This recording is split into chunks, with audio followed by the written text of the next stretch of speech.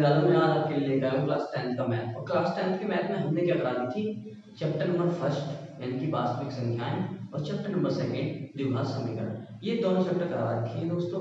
पिछली वीडियो में मैंने देखा कि क्वालिटी थी वो ना थोड़ी कम आई थी क्योंकि वीडियो एग्जैक्ट दिखाई नहीं रही है। तो इसके लिए आपने क्या करें, क्वालिटी क्या करें, इंक्रीज कर लें अपने फोन में, तो आपको वीडियो अच्छी दिखाई देगी। और अब हम पढ़ेंगे आज चैप्टर पढ़ेंगे दो चरों वाले रैखिक समीकरण। दोस्तों कौन सा चैप्टर पढ़ेंगे कि दो चरों वाले रैखिक समीकरण। चैप्टर का नाम क्या है, दो चरों वाले रैखिक समीकरण का पढ़ेंगे, है ना। तो दोस्तों अब इसमें क्या है क्वेश्चन, दो चरों वाले रैखिक समीकरण यानी कि रैखिक समीकरण दो चरों वाले यानी कि एक से ज्यादा चर हुआ है ना। अब देखो क्वेश्चन क्या रखा है, पहला क्वेश्चन हम करा रहे हैं एनसीईआरटी बुक का सॉल्यूशन।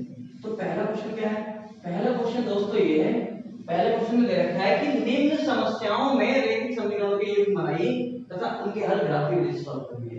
आपको सवाल जो करना है वो ग्राफीय विधि से सॉल्व करना है। अब पहला क्वेश्चन क्या कह रहा है कि कक्षा 10 के 10 विद्यार्थियों ने एक गणित की प्रतियोगिता में भाग लिया।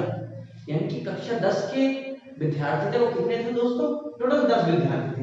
यदि लड़कियों की संख्या और लड़कों की संख्या कितनी हो, लड़कों की संख्या से 4 अधिक हो, लड़कियां कितनी हो, लड़कों से 4 अधिक हो, तो प्रतियोगिता में भाग लिए लड़कों और लड़कियों की संख्या ज्ञात कीजिए।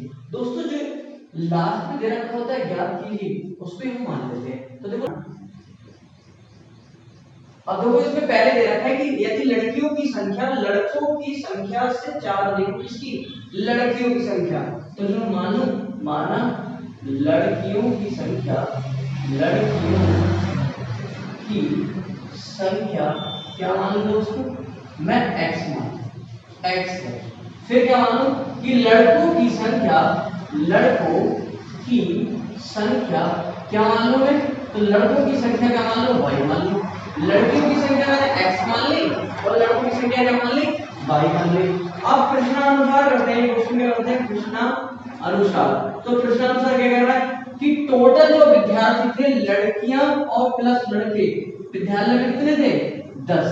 कक्षा 10 में कितने विद्यार्थी थे, 10 विद्यार्थी थे। यानी लड़कियों और लड़कों की संख्या को जोड़ दो। अब वो कह रहा है कि लड़कों की संख्या लड़कों की संख्या से क्या है, 4 अधिक है। तो 4 अधिक की दिक्कत किसी को नहीं होनी चाहिए।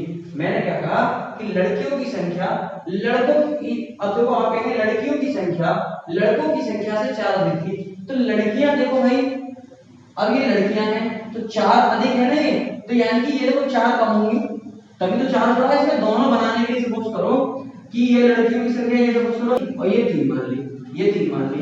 अब देखो 7 होते हैं कितने होते हैं, 10 होते हैं। 7 होते हैं कितने होते हैं, 10। अब देखो 7 और 7 ज्यादा है, तो इधर तो वैल्यू कितनी कम है, अगर दोनों में 7 और 7 को बराबर उठाऊं तो कितनी कम है, तो 4 कम है। तभी तो 4 इधर जोड़ा है। आप कहेंगे इधर जोड़ा है कि नहीं, इधर ही जोड़ना है, राइट हैंड साइड, क्योंकि ये 4 कम है। ये क्या है, 4 कम है। तो ये समीकरण क्या आ गया दोस्तों, 2, समीकरण नंबर 2। अब इसको मैं कर लूं x माइनस में कर लिया हूं, तो माइनस इधर हो जाएगा, बराबर हो जाएगा 4। ये समीकरण नंबर आ जाएगी 2। समीकरण 1 और समीकरण 2 से करेंगे। देखो समीकरण 1 से, अब समीकरण 1 क्या कह रही है, x प्लस y बराबर 10। अब दोस्तों एक बना लेंगे क्या, बॉक्स, जो x y की वैल्यू है, x और y। यदि मैं x बराबर 0 रखूं तो y बराबर क्या आएगा, 10। y बराबर क्या आएगा, 10। या फिर ऐसे करो, 0 नहीं रखना तो आप क्या करें कि यदि x की वैल्यू मैं 3 रखूं, जैसे ही मैं 3 रखूंगा तो y की वैल्यू कितनी आएगी, 3 बदलना क्या हो जाएगी दोस्तों, माइनस हो जाएगी, तो y की वैल्यू कितनी आएगी, 7। यदि मैं y की वैल्यू 3 रख लूं तो x की वैल्यू कितनी आ जाएगी, तब भी 7 आ जाएगी। तो बिंदु कौन कौन से जाएंगे दोस्तों, तो बिंदु हो जाएंगे 7, 3,7, 3,7 तथा 7,3, है ना। अब मैं समीकरण 2 से करता हूं कि समीकरण 2 से, अब समीकरण दोस्तों 2 क्या है, तो समीकरण 2 है x माइनस y बराबर 4। तो जब समीकरण 2 के लिए मैंने एक बॉक्स बना लिया, तो भाई ये x है और ये y है, ये x है और ये y है। यदि x की वैल्यू मैं 1 रखूं, यदि x की वैल्यू 1 रखूं, या तो अगर 1 रखूं, 2 रखूं, कुछ भी रख लो, देखो 2 रखोगे या फिर जो तुम्हारे दिमाग में आ रहा है वो कर लो, क्योंकि कुछ भी रख सकते हैं, हम जरूरी नहीं है 1 ही रखना है या 2 रखना है। अगर मैं 2 रखता हूं, यदि x की वैल्यू 2 रखूं तो ये आगे बदलेगा माइनस में, तो y की वैल्यू कितनी आ जाएगी, तो y की वैल्यू माइनस की 2 आ जाएगी, y की वैल्यू कितनी आ जाएगी माइनस की 2। यदि मैं y की वैल्यू क्या रख लूं 0 रख लूं, यदि y की वैल्यू मैंने 0 रखी तो x की वैल्यू कितनी आ गई 4 आ गई। तो बिंदु कौन कौन से हो गए, तो बिंदु हमारे पास हुए 2 -2 और 4 0 है ना। अब अगर इसका ग्राफ बनाए, हमें तो क्या करना है ग्राफिक वे से सॉल्व करना है। तो ग्राफिक वे से सॉल्व कैसे करेंगे, तब इसका ग्राफ बनाएंगे तो ग्राफ कैसे बनेगा दोस्तों, ग्राफ कुछ ऐसा बनेगा कि ग्राफ कैसे बनेगा ऐसे। आप ग्राफ कॉपी में ही ग्राफ बनाएं क्योंकि ग्राफ कॉपी में सही आएगा। ये x अक्ष है, ये x डैश है, ये y है और ये y डैश है। आपको ये पता होना चाहिए ये इसमें सारी टर्म का ये होती है प्लस होती है, इसमें क्या होती है सारी टर्म दोनों माइनस की होती है, ये प्लस और माइनस, और इसमें क्या होगा माइनस और प्लस। चतुर्थांश में आपको ये पता होना चाहिए कि चतुर्थांश में जो पहला चतुर्थांश है वो प्लस का होता है और दूसरा चतुर्थांश जो होता है वो माइनस प्लस का होता है और तीसरा चतुर्थांश जो होता है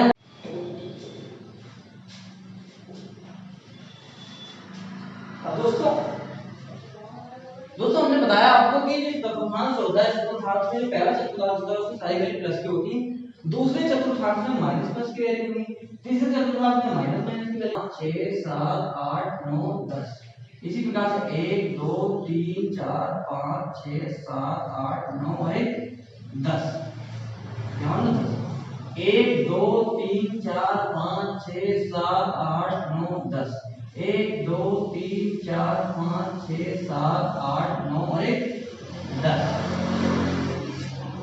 अब मैंने 10 पॉइंट मान लिया। अब हमारे कौन सा x अक्ष पे ये वैल्यू होती है दोस्तों x की होती है, ये वैल्यू y होती है। ये पहली वैल्यू जैसे बिल्कुल लिखा है मैंने 3,7 तो पहली वाली वैल्यू किसकी होगी x की और दूसरी वैल्यू किसकी होगी y की। अब x अक्ष पे कितना है दोस्तों, तो 3 है। अब x अक्ष क्या है, ये है, तो 3 कहाँ होगा दोस्तों, y अक्ष पे कितना है, तो आप कहेंगे 7 है, तो y अक्ष पे 7 कहाँ होगा दोस्तों, y अक्ष पे 1 2 3 4 5 6 7 है ना, तो 7 ये है ना। और तो ये जो है इसके जस्ट सामने होगा, ये कहाँ होगा इस पे, यानी 3,7 कहाँ होगा यहाँ होगा, पॉइंट क्या होगा 3,7 यहाँ होगा। इसी प्रकार से 7,3 7 x अक्ष पे कितना है 7 है, तो x अक्ष पे दोस्तों 7 होगा 1 2 3 4 5 6 7 हुआ ये, x अक्ष पे 7 कहाँ है ये। और देखो y अक्ष पे कितना है 3 क्योंकि दूसरी वैल्यू y की होती है, तो y पे 1 2 3 तो इसके जस्ट सामने यहाँ पर कहाँ होगी 7,3 ये पॉइंट है। कोई दिक्कत किसी को नहीं होनी चाहिए है ना, 7,3 ये आ जाएगा इसी प्रकार से है ना। देखो एक तो 3,7 ये हुआ और 7,3 ये आ गया। अब इस वाली लाइन को क्या करूंगा मैं मिला, इस लाइन को क्या करूंगा दोस्तों ये लाइन में ऐसे मिला। अब देखो x अक्ष पे कितना है ये 2 है, x अक्ष पे कितना है 2 और y अक्ष पे कितना है -2, यानी प्लस n वैल्यू प्लस की और दूसरी माइनस की, तो x अक्ष पे 2 तो दोस्तों यहाँ आ जाएगा और y अक्ष पे माइनस कहाँ आएगा वो नीचे आएगा, तो 2 कहाँ है ये 2 है, तो इसके जस्ट सामने तो 2 -2 एक ये पॉइंट कहां हो जाएगा ये दोस्तों है ना। इसी प्रकार से 4,0 x अक्ष पे 4 है, अब x अक्ष पे 4 कहां हुआ ये है, x अक्ष पे 4 कहां है ये है, और y अक्ष पे 0 तो 0 तो दोस्तों नहीं हुआ, तो 4,0 इसकी जस्ट 4 इस लाइन को आप मिला देंगे, क्या मिला देंगे इस लाइन को मिला देंगे। जैसे इस लाइन को आप मिलाएंगे तो कुछ ऐसी लाइन आएगी, ये लाइन है ना, ये लाइन आएगी ये लाइन ऐसे क्रॉस करती है ना, तो ये लाइन। अब हमें क्या करना है देखो, अब प्रश्नानुसार हमें ये पता चलनी चाहिए कि पॉइंट कहां कट रहा है, देखो काट कहां है तो काटेगी यहां लगभग ये लाइन, तो हमें ये पता होना चाहिए कि हमसे वो क्या कह रहा है कि ग्राफ विधि से सॉल्व कीजिए कि संख्या कितनी थी 7,3। अब देखो संख्या कितनी थी 10, एक कक्षा 10 के विद्यार्थी तो थे टोटल कितने थे 10 थे। अब जिसमें कहा था कि लड़कियों की संख्या लड़कों की संख्या से 3 कितनी है 4 अधिक है, 4 अधिक है, तो अगर मैं इसको 3 ये वाला आंसर मानूं 3 ये वाला आंसर मानूं कि 3,7 तो ये आंसर नहीं होगा दोस्तों। क्यों नहीं होगा, क्योंकि इसमें लड़कियों की संख्या तो कम आ रही है, लड़कियों की संख्या कितनी आ रही है, तो लड़कियों की संख्या कितनी है 3 है और लड़कों की संख्या कितनी है दोस्तों, तो वो 7 है, क्या है 7 है। लड़कियों की संख्या कितनी आ रही है 3 आ रही है और लड़कों की संख्या कितनी आ रही है कितनी आ रही है 7 आ रही है। यानी कि अब हमें क्वेश्चन में कहा है कि लड़कियों की संख्या लड़कों की संख्या से 4 दी गई, लड़कियां ज्यादा होनी चाहिए, तो ये वाला आंसर तो होगा नहीं, तो कौन सा होगा दोस्तों 7,3 7,3 वाला आंसर होगा। तो हमें ग्राफिक विधि से क्या मिला आंसर में 7,3 कि बिंदु 7,3 है ना, ये इसका क्या हो जाएगा दोस्तों आंसर हो जाएगा 7,3। यानी कि अब लड़कियों की संख्या कितनी आ जाएगी, तो लड़कियों की संख्या जो आ जाएगी लड़कियों की संख्या कितनी आ जाएगी दोस्तों, तो वो 7 आ जाएगी। और लड़कों की संख्या कितनी आ जाएगी, लड़कों की संख्या कितनी आ जाएगी, तो लड़कों की संख्या कितनी आ जाएगी दोस्तों 3, तो 7,3 आंसर क्या हो जाएगा दोस्तों 7,3। अब इसी प्रकार से अगला क्वेश्चन करेंगे। क्वेश्चन आपने नोट कर लिया हो तो उसको मैं रफ कर देता हूं। अब इसी प्रकार से करेंगे दोस्तों अगला क्वेश्चन। ग्राफ आप कैसे भी बना सकते हैं, जरूरी नहीं है यही पॉइंट लेने 3,7 या कुछ भी लेने, संतुष्ट करना चाहिए जिस पॉइंट पर कर रहा है ना। 3,7 ले सकते हैं, 1,2 भी ले सकते हैं, कुछ जो तुम्हें समझ में आ रहा होगा, क्योंकि नंबर लाइन ग्राफ में शो करना है ना। अब देखो अगला क्वेश्चन देखिए, अगला क्वेश्चन क्या कहता है, अगला क्वेश्चन कुछ कह रहा है कि 5 पेंसिल और 7 कलमों का कुल मूल्य 50 है। 5 पेंसिल है और 7 कलमों का कुल मूल्य कितना है 50 है, जबकि 7 पेंसिल और 5 कलमों का मूल्य 40 है। तो एक पेंसिल का मूल्य तथा एक कलम का मूल्य ज्ञात कीजिए। तो मैं इस क्वेश्चन को कर देता हूं सेकंड लिखता हूं, माना एक पेंसिल का है ना मूल्य कितना मान लो दोस्तों x तथा एक कलम का मूल्य कितना हो जाएगा दोस्तों, तो 22 रुपए। क्या हो जाएगा दोस्तों 22। तो मैंने x और y जो लास्ट में रखा था मैंने बताया आपको उसी मानते हैं। देखो एक पेंसिल तथा एक कलम का मूल्य ज्ञात कीजिए, जो ज्ञात करा था उसे मैंने मान लिया। एक पेंसिल का मूल्य x है तथा एक कलम का मूल्य y है।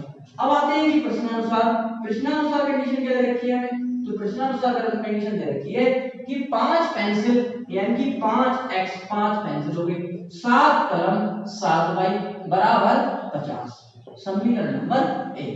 इसी प्रकार से 7 पेंसिल यानी कि 7x प्लस 5 कलम 5y बराबर 46, समीकरण नंबर 2।